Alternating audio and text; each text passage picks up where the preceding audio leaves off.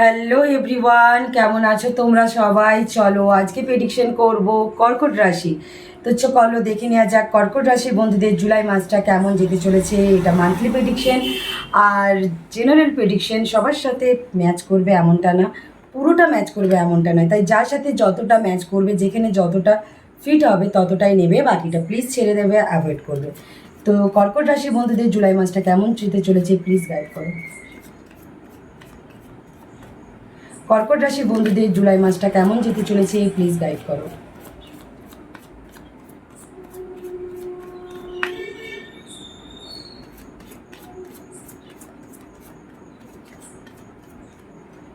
কর্কট রাশির বন্ধুদের কেমন যেতে চলেছে জুলাই মাসটা।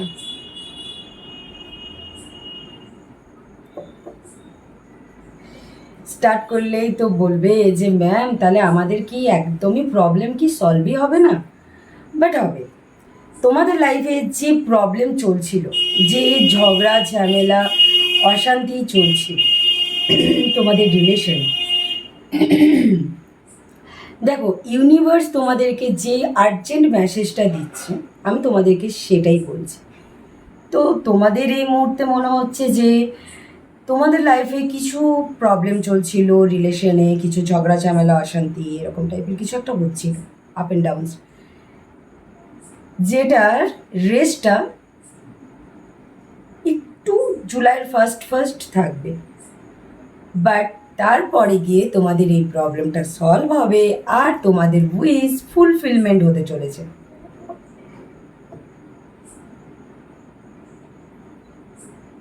তোমরা এমন একটা ক্যারেক্টারে বিলং করো যেখানে এই মুহূর্তে করছো আর কি, তোমাদের মধ্যে সমস্ত জ্ঞান পাওয়ার আছে, বলে না সে জ্ঞান পাবে। তোমাদের মধ্যে সমস্ত জ্ঞান পাওয়ার আছে, কোনটা করলে ঠিক হবে কোনটা করলে ভুল, বাট তোমরা তাও সেটাকে কাজে লাগাও না। তোমরা জানো যে আর এক স্টেপ এগোলেই তোমাদের হাতে সাকসেস আছে, বাট ভাবছো যে এগোবো কি এগোবো না, কিন্তু এগোতে তো হবেই, এগোতে হবেই। এই যে over thinking over thinking over thinking, রাত্রেবেলায় না ঘুমিয়ে শুধু শুধু ওভার থিঙ্কিং, কে কি বললো কি না হলো, এটা করা ঠিক হবে কি না হবে, ছাড়ো। নিজের যে তোমার মধ্যে কিছুটা, তোমাদের মধ্যে না আমি দেখতে পাচ্ছি তোমরা একটু ইগোয়েস্টিক হয়ে পড়েছো প্রচণ্ড।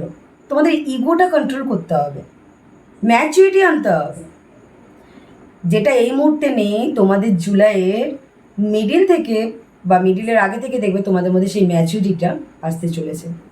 যেই ম্যাচুরিটির অভাবের জন্য ভুলগুলো করছিলে সেগুলো আর আশা করি করবে না।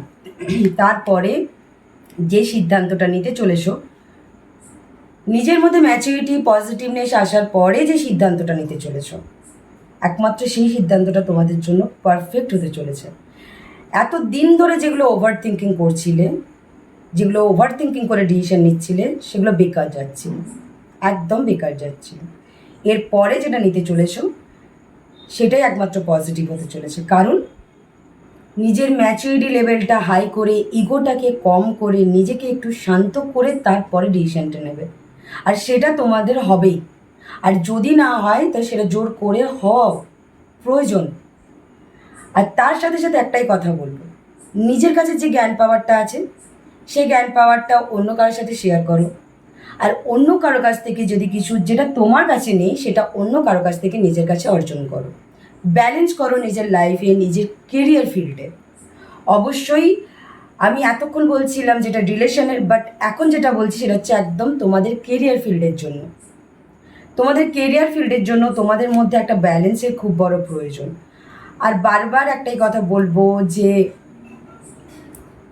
তোমাদের যদি রিলেশনের মধ্যে প্রবলেম চলছে না, সেটা ম্যারেজ লাইফে হোক বা রিলেশন লাইফে হোক বা ফ্যামিলির সাথে হোক, সেটা একমাত্র তোমার প্রবলেমের জন্য, কারণ তোমার কমিউনিকেশন স্কিলটা প্রচণ্ড উইক।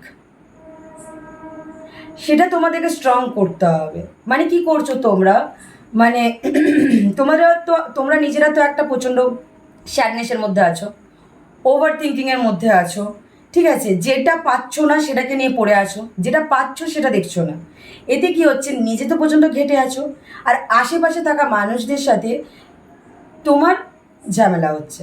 তাদের কোনো কথা তোমার ভালো লাগছে না, বা তাদের সাথে তুমি মন খুলে কথা বলছো না, তোমার প্রবলেমটা বোঝাচ্ছ না, যেই কারণের জন্য তোমার এই উইকনেসের জন্য, তোমার এই কমিউনিকেশনটা ঠিকঠাক না হওয়ার জন্য তোমার লাইফে অনেক মেজর প্রবলেম আসতে পারে, মেজর প্রবলেম হয়তো আসতে চলেছে।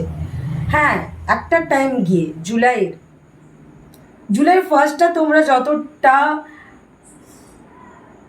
এনজয় করে কাটাবে, বাট তোমাদের নিজের কিছু ভুলের জন্য তোমাদের জুলাইয়ের মিডিলের পর থেকে তোমাদের কিন্তু মানে মধ্যে একটা বিভৎস পরিমাণে স্যাডনেস, তোমাদের বিভৎস পরিমাণে একটা মন খারাপ, একাকিত্ব, এরকম একটা টাইপের একটা ফিলিংসের সাথে তোমাদেরকে কাটাতে হবে।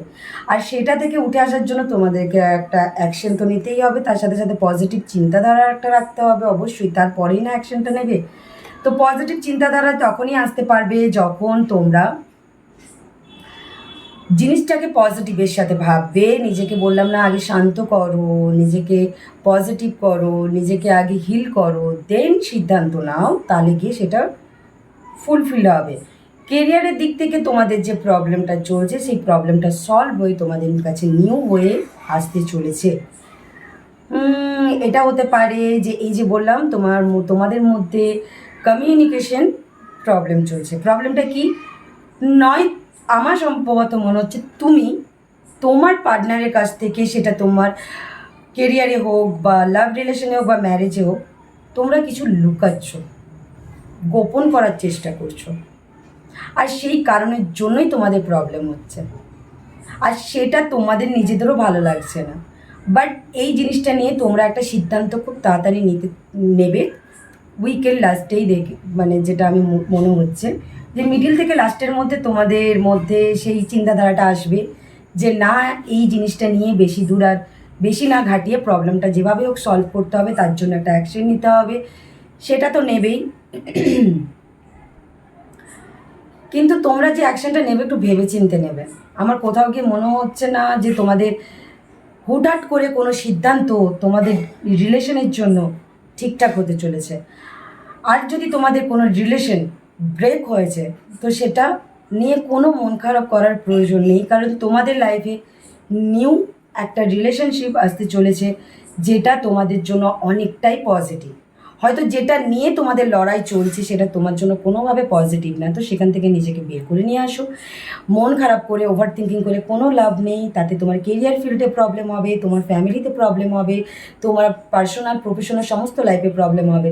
তো বেস্ট ওয়ে কি, যে নিজেকে সেই জায়গা থেকে বের করে আনো, নিউ তোমাদের কাছে যে অপরচুনিটিটা আসছে সেটা অ্যাকসেপ্ট করো, বা সেটা অ্যাকসেপ্ট করার জন্য তোমাকে আগে ফ্রি হতে হবে। নিজে আগে ফ্রি হও, নিজে আগে শান্ত হও, নিজেকে মানে ওই ডার্কনেস থেকে ব্রাইটে নিয়ে আসো, তারপরে নিজেকে যত্ন নাও, তারপরে তোমাদের কাছে যে অফারটা আসতে চলেছে সেটা নিয়ে অ্যাকশন নাও, ঠিক আছে?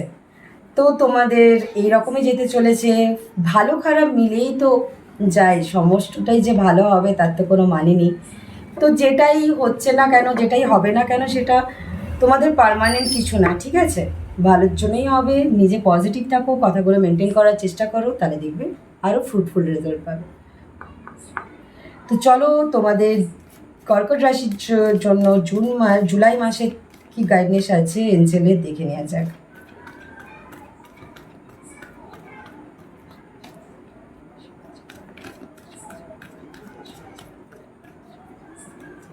তো কি বলছে এঞ্জেল তোমাদেরকে? তোমাদের হেলথ ইমপ্রুভ করতে হবে, তোমরা হেলথের প্রতি একদম কেয়ার নিচ্ছ না। হেলথ ইমপ্রুভ করতে হবে, নিজেদের গাট ফিলিং, ইনার ভয়েস কি বলছে সেটার উপরে বিশ্বাস রাখো, সেটা শোনো। তোমাদের লাইফে বিগ হ্যাপি চেঞ্জেস আসতে চলেছে। বললাম না, বারবার কোনো কিছু নিয়ে মন খারাপ করবে না, তোমাদের লাইফে চেঞ্জেস আসতে চলেছে, শুধু পজিটিভের সাথে থাকো বাবা, আর কিচ্ছু না।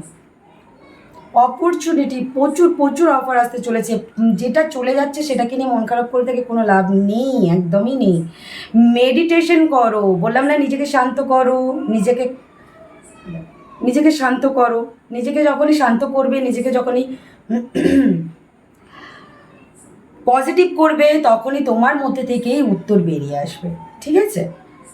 রিকভারি করো নিজেকে, পজিটিভ করো, রিকভারি করো। এই মুহূর্তে যেটা খারাপ হচ্ছে সেটা খারাপের জন্য ছেড়ে দাও। লাইফে পজিটিভ টাইম আসতে চলেছে। কম্প্রোমাইজ করো, যেটা পাস্টের জিনিসটা, পাস্টের এনার্জিটাকে, পাস্টের খারাপটাকে ছেড়ে দাও, কম্প্রোমাইজ করো, বাকি সব পজিটিভ হতে চলেছে। তো চলো, এই ছিল তোমাদের মান্থলি প্রেডিকশন জুলাইয়ের। কমেন্টে হর হর মহাদেব লিখতে ভুলবে না। হর হর মহাদেব।